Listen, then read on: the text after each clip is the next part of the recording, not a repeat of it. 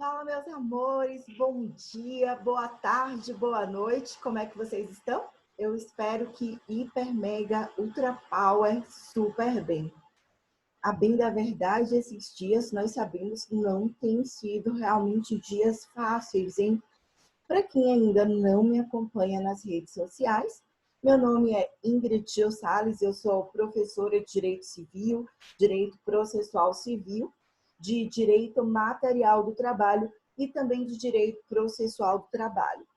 O meu Instagram é o meu nome completo, para quem ainda não me segue, @Ingrid Gil Salles, e tem também o meu canal no YouTube, com diversas aulas ali, todas 100% gratuitas, a despeito do direito do trabalho, do direito processual trabalhista, do direito processual civil e agora também com direito civil. Amores, esta aula ela é destinada para a nossa turminha linda da UNEC, isso mesmo, da UNEC em Nanuque, segundo semestre da Faculdade de Direito, no qual estamos trabalhando o Direito Civil 2, mais conhecido como Direito das Obrigações. É muito bom estar aqui com vocês, eu estava morrendo de saudades.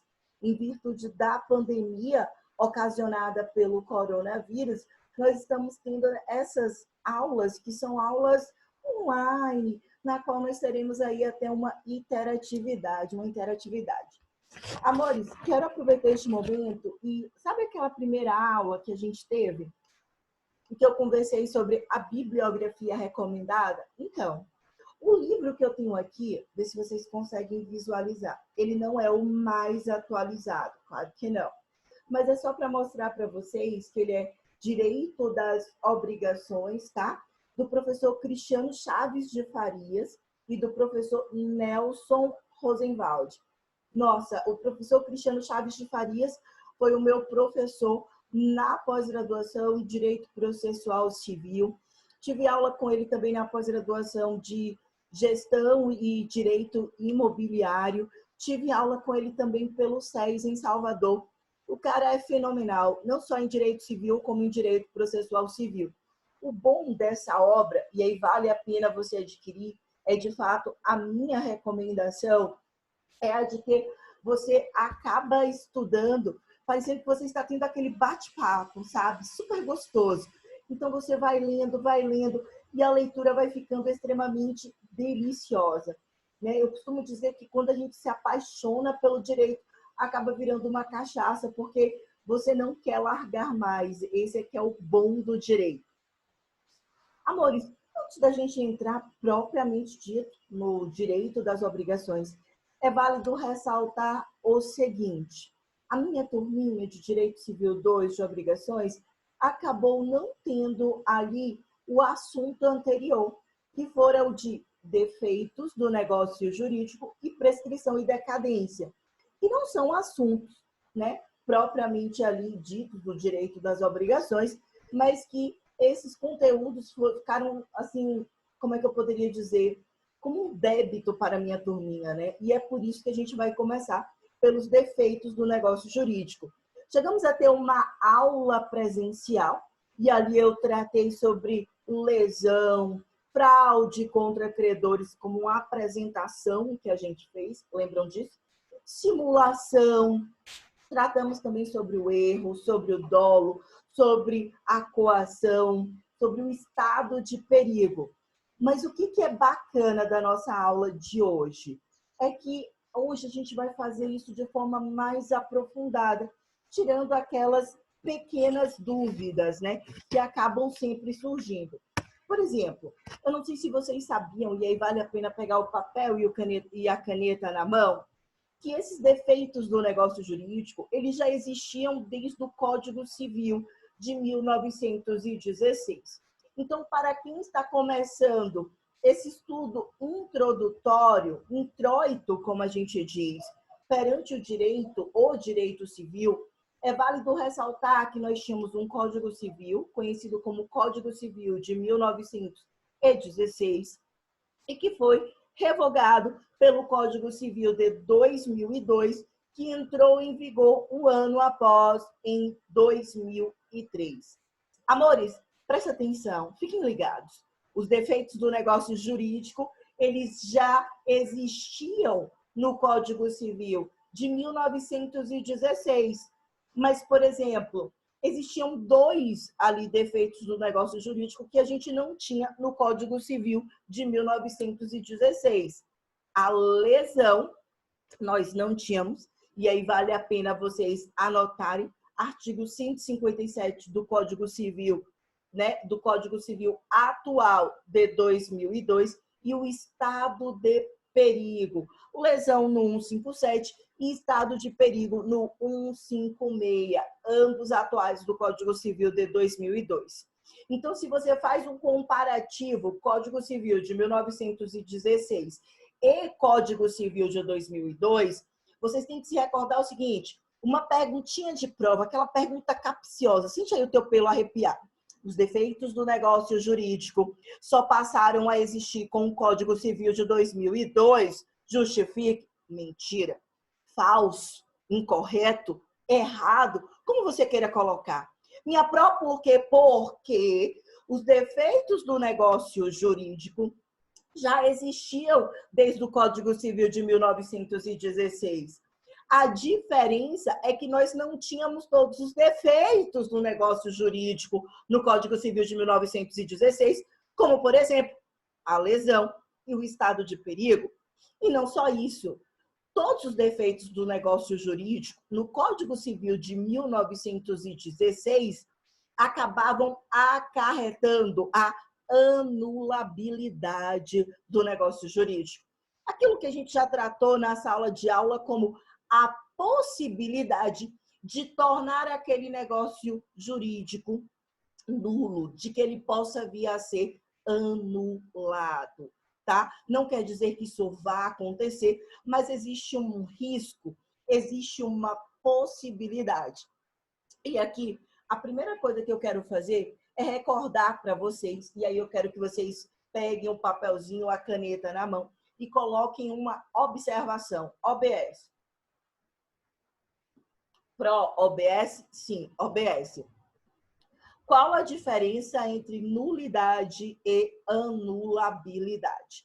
Alguns doutrinadores costumam até chamar de nulidade absoluta ou mesmo de nulidade relativa. Bom, é simples.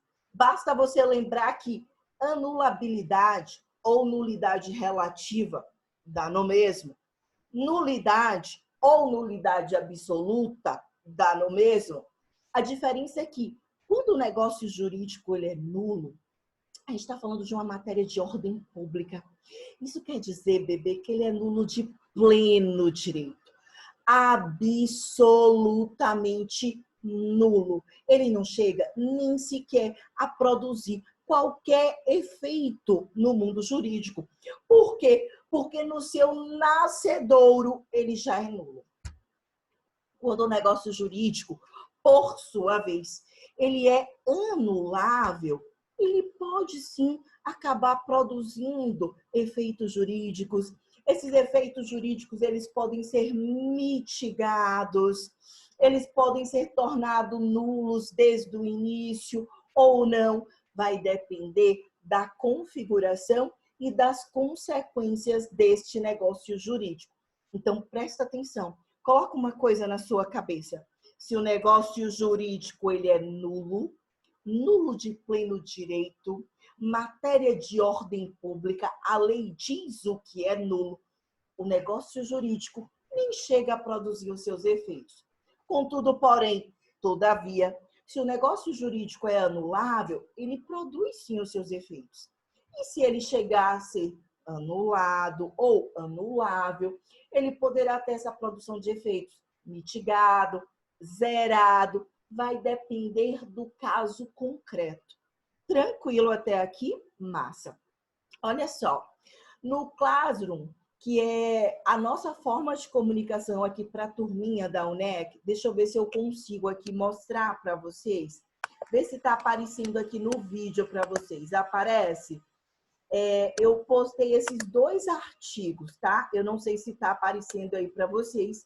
Dos defeitos do negócio jurídico no Código Civil, fraude, estado de perigo e lesão, pelo professor Humberto Teodoro Júnior, muito bom, e postei Guia dos Defeitos do Negócio Jurídico e Suas Repercussões, pelo professor Leonardo Gomes de Aquino, tá? Eu postei ambos aí no Classroom, vale muito a pena vocês estudarem esses dois artigos. Eu selecionei propositadamente. O primeiro, bebês, porque o professor Humberto Teodoro Júnior, ele é da velha guarda, né? O cara é da velha guarda, ele vem acompanhando toda aquela evolução do Código Civil de 1916. Ele é um civilista apaixonado. E por ser um civilista apaixonado, ele faz essa comparação entre o Código Civil de 1916 e o Código Civil de 2002. Então, ele traz explicações no sentido de que, olha, no Código Civil de 1916, a simulação ela era considerada como uma forma de anulabilidade do negócio jurídico. A fraude contra credores como uma possibilidade de anulabilidade. O erro, o dolo, todos como possibilidades de anulabilidade. Agora, com o Código Civil de 2002, o que se tem, por exemplo, é que a simulação ela não traz uma anulabilidade. E aí ele deixa isso de forma muito clarífica, mas traz a nulidade absoluta do negócio jurídico. E o professor Humberto Teodoro Júnior, ele é tão sensacional que ele faz uma crítica, ele fez uma crítica ao legislador. Quando ele disse, por exemplo, que fraude contra credores, vocês lembram disso? Lembra? Simulação e fraude contra credores. São o quê? Vícios sociais. Vícios sociais. Por quê? Porque se tratam de defeitos do negócio jurídico que não são ocasionados pelas vontades das partes. Não. Não foi porque a parte ela queria uma coisa e ela fez outra. Não foi porque ela foi induzida a isso. Não. Ela agiu da forma como ela quis. Ela fraudou o credor sabendo que estava em insolvência. Ela doou, ela vendeu para outra pessoa sabendo que deveria primeiro pagar os débitos. Ela simulou, desculpe, a existência de um negócio jurídico. Simulou que era uma doação, quando na verdade era uma compra e venda, e por aí vai.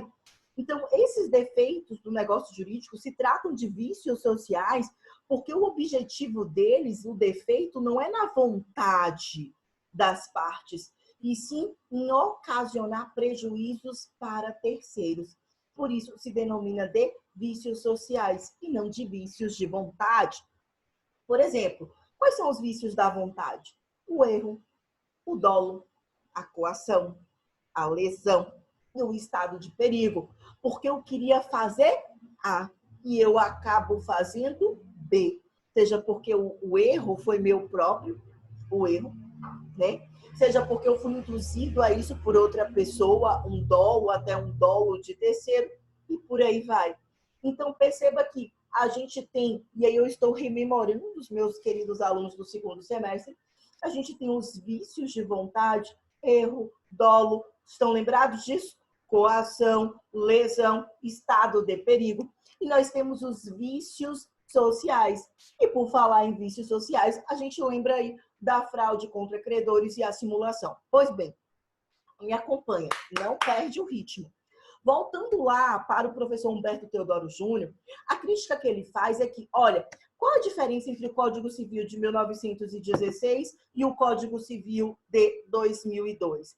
Amores, primeira diferença, o Código Civil de 2002, ele passa a considerar mais duas formas, ele passa a crescer mais duas formas de defeitos do negócio jurídico. Lembram? Quais são essas duas formas? A lesão e o estado de perigo. E não só isso. Todas irão trazer agora com o Código Civil de 2002, né? E aí agora a gente está aprofundando o assunto. Todos irão trazer como consequência, todos os defeitos do negócio jurídico, a anulabilidade. Isso como regra geral, com exceção da simulação, que de por si só traz a nulidade do negócio jurídico. Tá certo? Estamos claros quanto a isso? Massa. Meu povo lindo, o que a gente vai fazer agora? Vocês vão abrir aí colocar aí o caderno em cima, a caneta, porque a gente vai traçar alguns conteúdos que são de extrema importância, tá? Por exemplo, a gente vai começar agora, deixa eu só abrir aqui, a gente vai começar a tratar dos defeitos do negócio jurídico pelo erro ou pela ignorância. Deixa eu só colocar aqui, que eu acho que vai ficar melhorzinho. Pronto. Estão conseguindo me ver aqui? Ok. Meu povo, pega papel e caneta na mão. Estamos revisando um conteúdo que já foi visto. A gente ficou muito tempo paradinho, tá? E a gente precisa retomar. Minha pró, afinal de contas, o que é o erro? Bom, você já me deu duas informações. Você me disse que, primeiro, a consequência do erro é a anulabilidade do negócio jurídico. Ou seja, o negócio jurídico ele pode ser tornado anulável. Você me disse uma segunda informação, que o erro se trata de um vício de vontade e não de um vício social. E a terceira informação, que é uma das espécies de defeito do negócio jurídico.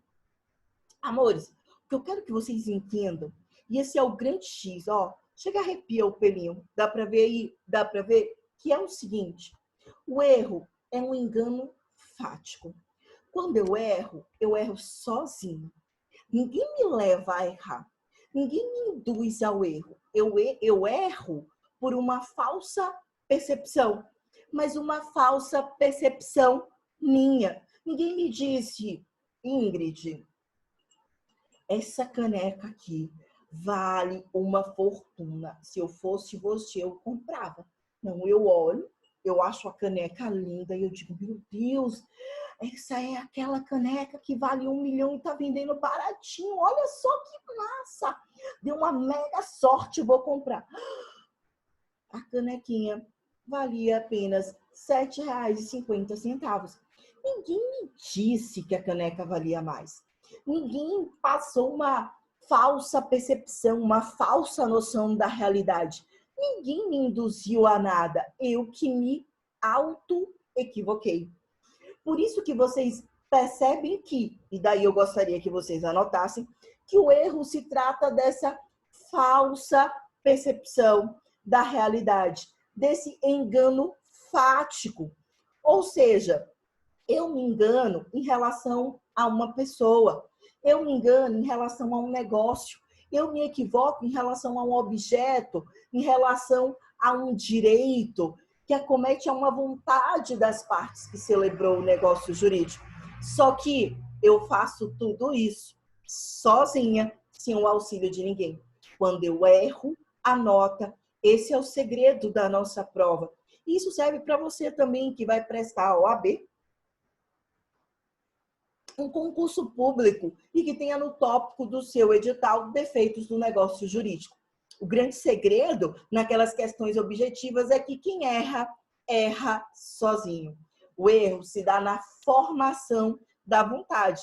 A gente tem um chamado erro de vício, que ocorre na declaração da vontade da parte, configura-se no chamado aquele erro obstáculo, ok? Naquele denominado erro obstáculo, também chamado de erro obstativo.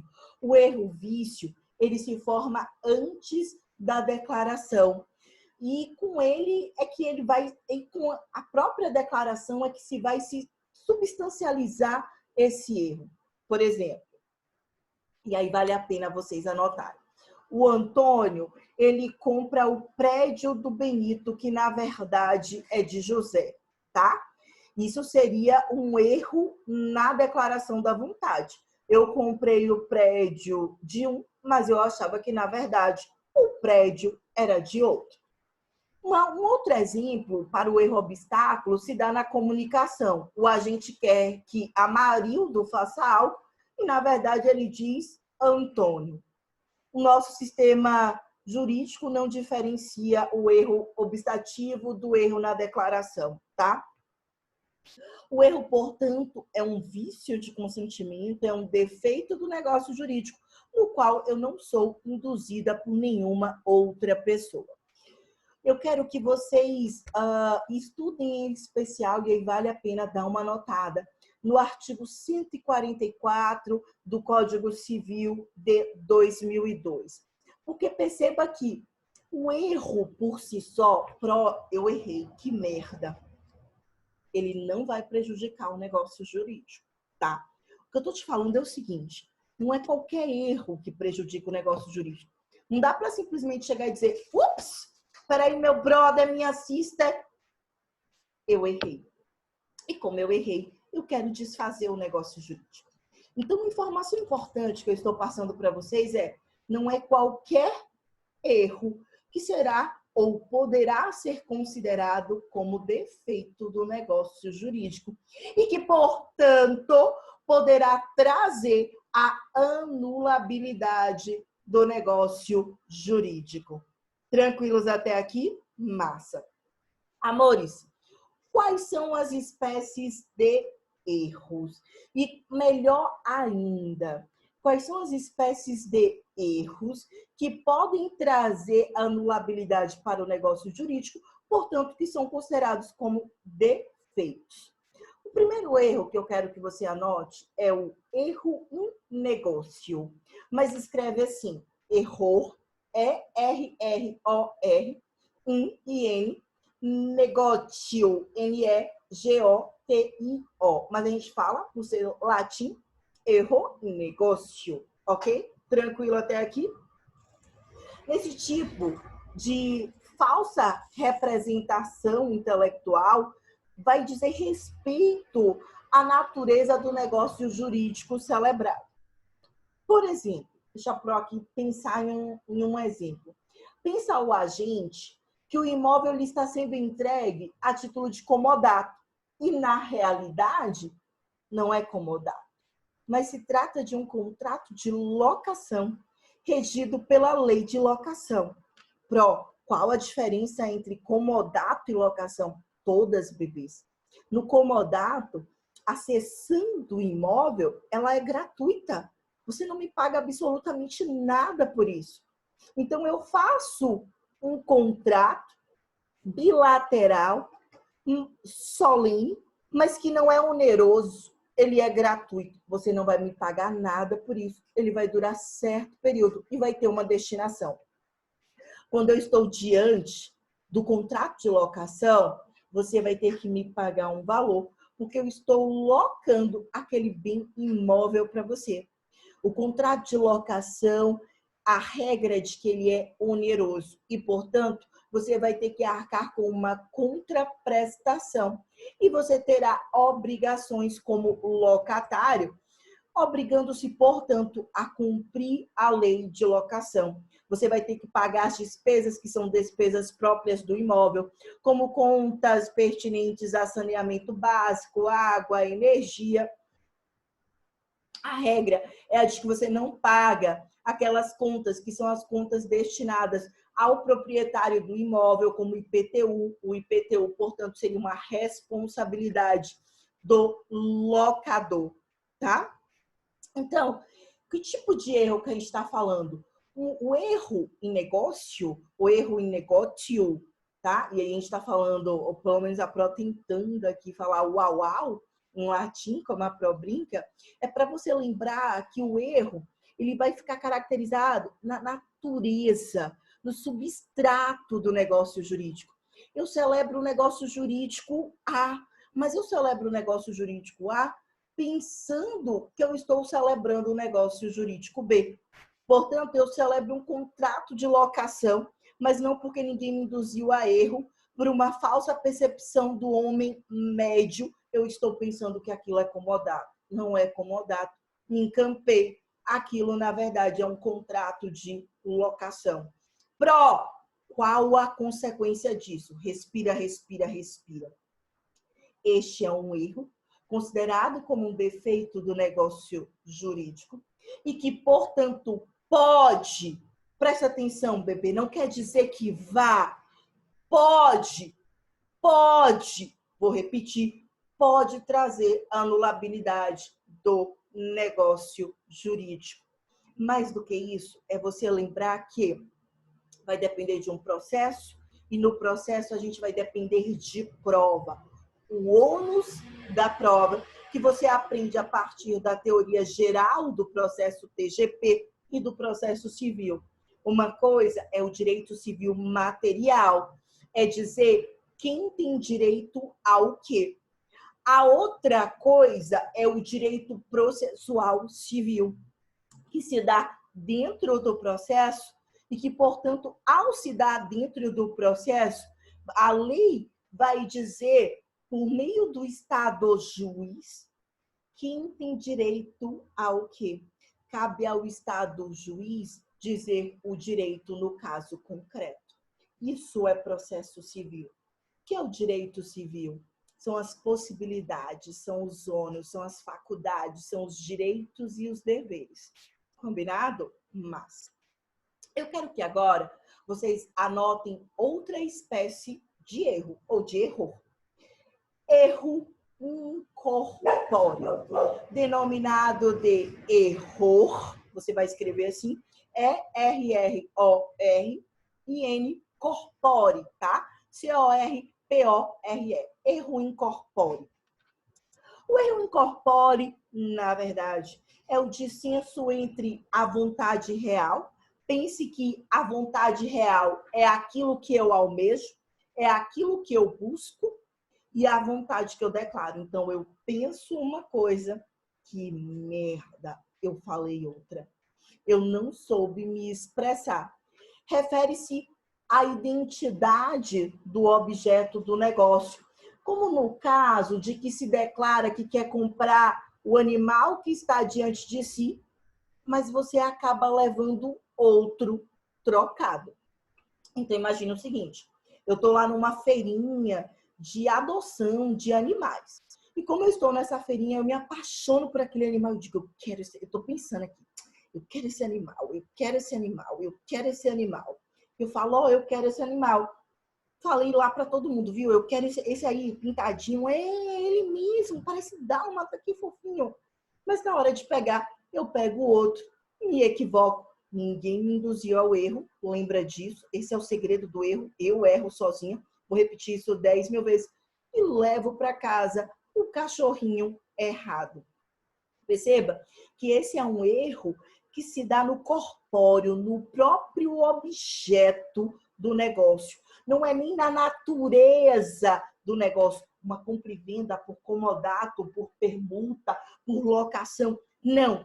É um erro no objeto do próprio negócio. Seria o erro, eu compro uma casa, mas na verdade eu queria outra casa. Eu levo um animal, mas eu achei que era o outro animal. Beleza? Ok. Isso poderá trazer a anulabilidade do negócio jurídico.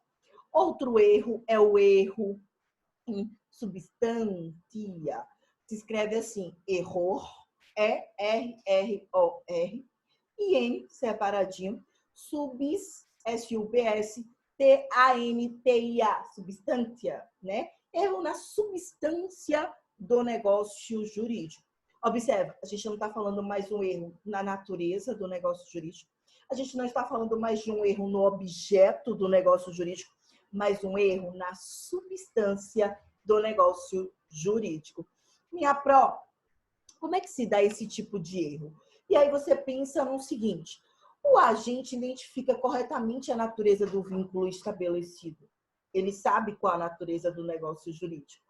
Bem como o objeto. Ele sabe qual o objeto em função do qual se opera o negócio. Todavia, ele desconhece algumas qualidades ou características essenciais do negócio jurídico. Por exemplo, alguém adquire um aparelho televisor na crença de ser LCD, mas na verdade a TV não é LCD. A TV ela é de plasma. E aí você pensa, mas foi o vendedor que disse que era de LCD? Foi o vendedor que induziu a erro? Não. Tinha alguma propaganda ali? Não. Absolutamente nada. Foi o amigo que estava querendo passar a TV para ele que enganou? Não. Ele se equivocou sozinho na qualidade do objeto do negócio jurídico. Qual a consequência disso? Vocês sabem. Esse erro poderá trazer aí a anulabilidade do negócio jurídico por se tratar de um vício de vontade legislado pelo nosso ordenamento jurídico brasileiro. Amores, nós temos ainda o error in persona. Erro in persona. É R-R-O-R-I-N-P-R-S-O-N-A. O erro in persona. A própria nomenclatura já nos remete. É o erro que se dá sobre a pessoa que integra, que faz parte daquele negócio jurídico. Minha Pro, me dá um exemplo? Dou sim. Amores, este erro diz respeito à identidade da pessoa do negócio jurídico. Imagina que eu estou achando que estou praticando negócio jurídico com agente A, o famoso José Rodrigues da Cunha. Mas, na verdade, eu estou contratando com José Rodrigues B, que de famoso não tem nada. E o José Rodrigues B não se passou pelo A. Ele não disse que era. Quem se equivocou fui eu, a contratante. Eu errei sozinha. Eu contratei a pessoa X, achando que era a pessoa Z. O erro foi somente e tão somente meu. Tranquilo? Nós temos ainda o erro iuris, né? Ou erro de direito. Iuris, J-U-R-I-S, consiste no desconhecimento das implicações jurídicas trazidas pelo negócio jurídico. A regra desse erro de direito, e aqui ele entra como uma exceção, é de que ele não vai trazer anulabilidade do negócio jurídico. Perceba que o erro a respeito da pessoa, o erro a respeito do objeto, o erro a respeito do negócio, o erro a respeito da substância, todos esses erros podem trazer anulabilidade do negócio jurídico. Mas o erro de direito, não. Por que não, minha Pro? A regra é de que ele não traz. Porque, amores, segundo a LINDB, que vocês conheciam no passado como LIC, Lei de Introdução ao Código Civil Brasileiro, agora Lei de Introdução às Normas do Direito Brasileiro, ninguém pode alegar, ninguém pode se excusar, ninguém pode deixar de fazer algo dizendo que, olha, eu vou descumprir esse contrato porque eu não conhecia as consequências dele. Eu não sabia o que iria me acontecer, eu não sabia que o direito dizia isso. Eu não sabia que a consequência de um contrato de locação era essa. Eu não sabia que a lei de locações falava isso. Eu não sabia, eu sou homem, que se eu tivesse relações com uma menina e ela engravidasse e eu me recusasse a fazer o teste de investigação de paternidade, que ainda assim eu seria declarado como pai, porque se presume a paternidade no direito civil brasileiro. Amores, percebam que esse erro de direito significa dizer que eu pratico um negócio jurídico achando que as consequências serão que merda que deu. As consequências são B. Eu não dá para poder dizer que eu vou deixar de praticar ou que eu não quero que essas consequências me sejam aplicáveis porque eu não tinha conhecimento. A ninguém no direito civil brasileiro é dado alegar o desconhecimento das normas. Poxa, minha Pro, mas isso é um absurdo. Tanta gente que é leiga, tanta gente que é analfabeta, semi-analfabeta. Bom, a gente não está falando aqui do que é justo. A gente não está tratando aqui do que é moral. A gente não está tratando do que é ético. Presta atenção. Uma coisa é o que diz o direito. E o que diz o direito é que a ninguém é dado o desconhecimento. Tranquilo? Belezinha até aqui? Massa, tá? Amores, uma coisa interessante aqui, eu quero que vocês coloquem uma observação, é que o erro pode ser convalescido. Convalescido? O que é ser convalescido? Ser aproveitado, tá? Então, assim, eu errei. Mas o negócio jurídico, ele vai permanecer. Isso é tornar a convalescência do erro. Eu aproveito o erro e ainda assim o negócio jurídico, ele permanece. Isso está previsto no artigo 144 do Código Civil de 2002 e dá uma excelente perguntinha de prova. Ô, minha Pro, Eu posso, então, aproveitar o erro? O erro pode ser convalescido? Sim, em virtude de um princípio, o princípio da conservação dos atos e dos negócios jurídicos. Então, se eu consigo comprovar que esse erro não tem uma natureza grave, não foi gravíssima, não é tão prejudicial para a parte A, para a parte B ou para terceiros, esse erro ele poderá ser considerado convalidado. Tá certo até aqui? Belezinha? Massa. Amores, o negócio é o seguinte, tudo isso que eu estou tratando com vocês, tá? Está nos artigos que eu postei lá no Classroom. Vale a pena vocês estudarem, vale a pena vocês ficarem cientes. O erro também é conhecido como ignorância. Alguns doutrinadores tratam de ignorância, outros de erro, e vale a pena aí vocês conhecerem cada um deles, tá? Outra coisa que eu falei, inclusive, na sala de aula, foi do falso motivo. O falso motivo, anota aí, previsto no artigo 140 do Código Civil de 2002. Presta atenção, perguntas de prova, né? Já caiu até para analista do TRE em Santa Catarina. O falso motivo nos negócios jurídicos, esse falso motivo vicia a vontade da parte?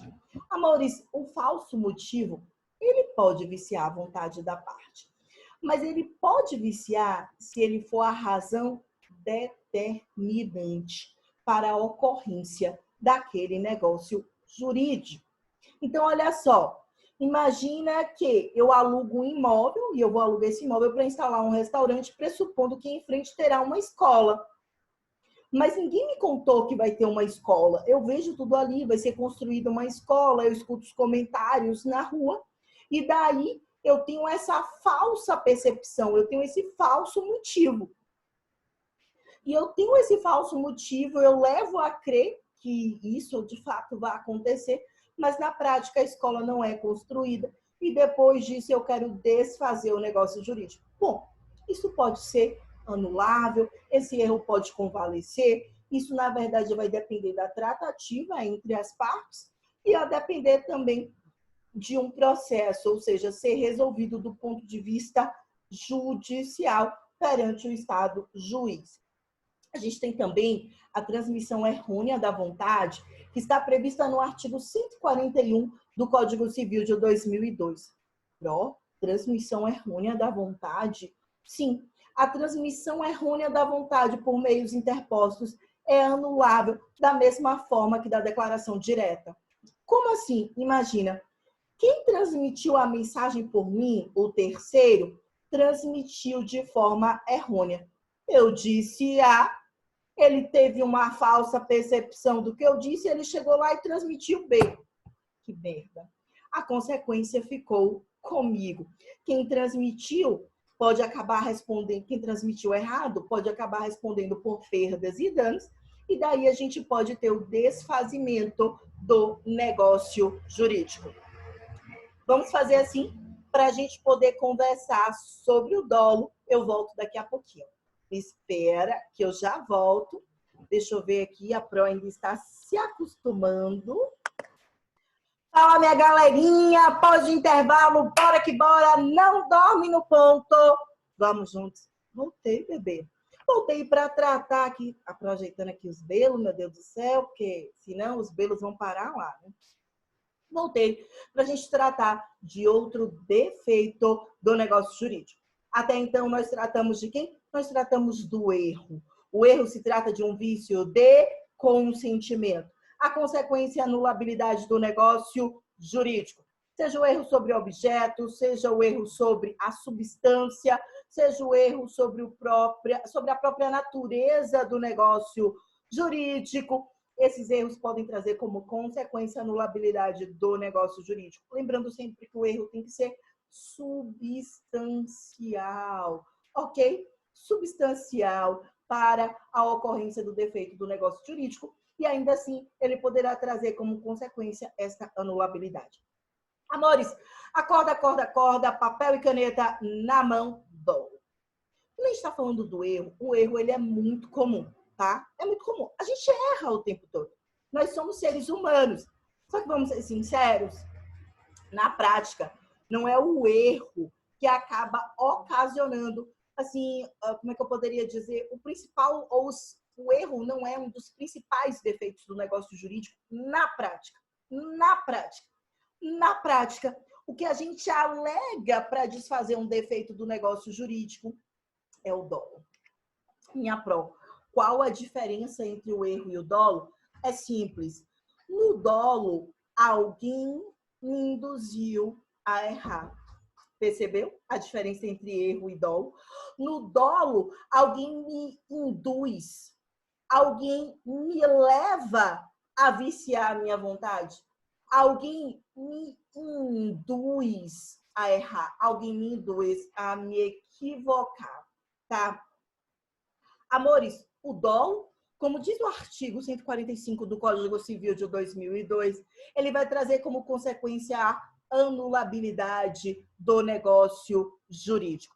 Portanto, quando você pensa no dolo, você pensa nos artifícios, nas manobras que são implicadas, que são feitas pelas próprias partes, ou até mesmo por terceiros, como forma de trazer artifícios para que aquele negócio jurídico possa ser celebrado, beneficiando alguém em prejuízo de outro, tá? Ou seja, com dolo, existe alguém querendo tirar proveito daquela situação. Portanto, pensa comigo, eu não posso nunca confundir erro com dolo. As provas brincam com isso, quem presta OAB, quem presta concurso público, na nossa provinha, a galera linda da UNEC vai estar também. E é de suma importância vocês lembrarem, no erro, Ingrid Gil erra sozinha. A falsa percepção é minha. No dolo, não sou eu que erro sozinha. Não. Alguém me levou a errar. Imagina que no dolo, o meu amigo está vendendo um violão e ele diz, rapaz, Ingrid Gil, tu não imagina. Mãe, esse violão, quem pegou foi Elvis Presley. Quem tocou nele foi Elvis Presley. E eu compro o violão porque eu fui induzida. Eu fui induzida a uma falsa percepção por aquele vendedor, pelo meu amigo. Ele queria que eu adquirisse aquele violão. Ele sabia que se ele não contasse essa historinha, que eu sou louca pelo Elvis Presley, inclusive por ser meu amigo, ele diz isso, eu vou lá, pago mais caro. E eu descubro que Elvis Presley nunca na vida que tocou naquele violão e eu quero desfazer o negócio jurídico. Minha pró, eu consigo desfazer? Provavelmente sim. Você vai alegar a ocorrência do dolo e, em virtude disso, vai requerer a aplicabilidade da anulabilidade do negócio jurídico prevista no artigo 145 do Código Civil de 2002. Uma confusão muito grande que as pessoas acabam fazendo é o seguinte: pró, eu vou na loja, lojas americanas, Casas Bahia, cita aí, meu povo, um monte, o que você quiser dizer. E lá o vendedor me disse que aquele notebook tinha tal aplicativo, tinha tal função, que aquela geladeira fazia isso, aquele eletrodoméstico, e eu comprei. E quando pensa que não tem nada daquilo. Então, ele cometeu um dolo, não cometeu, minha pró? Cometeu. Ele cometeu um dolo. Só que deixa eu te contar uma coisa. Esse dolo, a bem da verdade, essa relação jurídica entre o vendedor, aquela loja e você, comprador, não é uma relação de direito civil. Portanto, a gente não vai aplicar para ele a regência do dolo do Código Civil. Uai! Então, a gente vai aplicar o quê? O Código de Defesa do Consumidor. Porque a gente aí está diante de uma relação consumerista. Você está entendendo? Você está entendendo? Então, primeira coisa que eu estou te explicando, e isso aqui é aquela aula para quem está começando no direito, é que eu quero que você entenda o seguinte: isso é dolo? É dolo. Mas eu tenho dolo que vai ser regido pelo direito civil. Eu tenho dolo que vai ser regido pelo Código de Defesa do Consumidor. Eu tenho dolo que vai ser regido pela consolidação da legislação trabalhista. Imagina o seguinte: O meu patrão, o meu empregador me promete mundos e fundos. Olha, Ingrid, você vai ser contratada aqui. Você vai ganhar X, você vai fazer isso. Uhul, uhul, em 3 meses você vai subir, pá, pá, pá, sem condição nenhuma, né? Ele está me prometendo. E eu quero que você trabalhe, eu quero que você faça isso. E ele começa a descumprir. Ele agiu com dolo. Eu vou aplicar para o meu empregador o dolo do Código Civil? Não. Porque eu tenho legislação própria. Eu tenho a consolidação da legislação trabalhista, a CLT. E é por isso que para o meu empregador, eu vou aplicar, por exemplo, a rescisão indireta prevista na CLT. Eu vou aplicar para o meu empregador a justa causa, porque ele descumpriu com o que foi pactuado. E eu começo a seguir lá do 477 da CLT em diante, eu vou requerer todas as verbas rescisórias trabalhistas, as horas extras que não foram pagas, a concessão dos intervalos intra-jornada, interjornada e por aí vai. Se eu estou numa relação de consumo, e qual a diferença entre a relação civilícia e de consumo? Quem vai dizer isso não é o Código Civil, é o Código de Defesa do Consumidor. Artigo 1º, 2º e 3º. Quando o CDC define quem é consumidor, quando o CDC define quem é fornecedor, quem é consumidor por equiparação. Eu compro o café para que eu possa tomar o pó de café. Mas esse pó de café, ele possui uma substância que ele mata as pessoas. Eu adquiri ele no supermercado. Meu esposo vai e toma. Eu fiz o pó de café, eu comprei, eu sou a consumidora, eu fui lá e comprei. Mas o meu esposo, ele vai ser consumidor por equiparação. Eu comprei, ele tomou. O vício, né? Ele passou mal, ficou internado, ficou dias sem trabalhar. As consequências pejorativas